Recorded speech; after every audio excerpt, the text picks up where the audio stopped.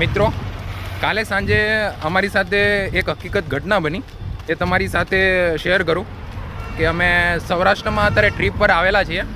તો અમે એ ટ્રીપનો એન્જોય કરતા હતા ને રાતે 12-1 વાગે અમે બેડિયા ગામથી પસાર થઈ રહ્યા હતા. ત્યારે અમારી બાજુમાંથી શેર પાસ થયો. એટલે તમે વિચાર કરો કે જે સફારીમાં આપણે શેર જોઈએ અને પ્રાણી સંગ્રહાલયમાં જે શેર જોઈએ ને એ આપણને જોવામાં એન્જોયમેન્ટ મળે.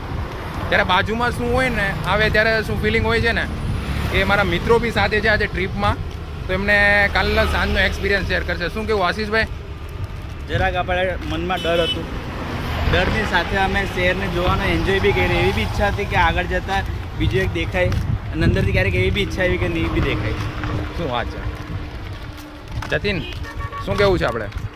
ખરેખર સિંહ જોઈને તો પહેલાં તો એવું લાગ્યું કે કાંઈ અટેક એવું તો નહીં કરી દેશે, પણ મજા આવી, એન્જોય થયો એ સીન જોઈને. પણ જે મજા અમને સફારીમાં નહીં મળી તે મજા અમે કાલે રિયલ સિંહ જોઈને બાજુમાં એ એન્જોય કર્યો અમે. શું કેવું કમલેશભાઈ તમારું? બસ ભાઈ, જે આશીષભાઈ અને જતીનભાઈ કીધું તે સાચું છે, અને એક પોઈન્ટ પર ભગવાન દેખાઈ ગયેલા એવું લાગતું હતું અમે. બરોબર છે.